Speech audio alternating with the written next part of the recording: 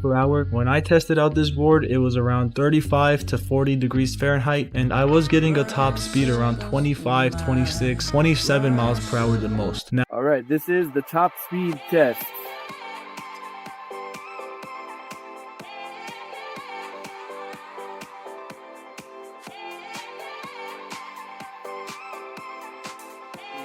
What the app says. The remote said 28 and my app said top speed 26.8, so 27 miles per hour. Pretty close. That's actually really good. I wasn't expecting that top speed with these wheels. The top speed of this board is pretty close to claimed. Here I'm on a dead flat, perfectly smooth road, and I was able to get up to 28 miles per hour. This is close enough to 29 that a 1 mile per hour headwind can't really be ruled out. Okay guys, top speed test on the Veymax. Let's do it.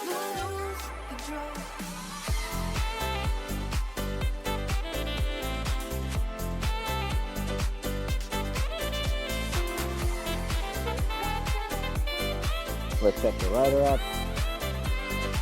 27.5 up a slight hill. So I would think around 28 miles per hour on a flat ground is perfectly doable.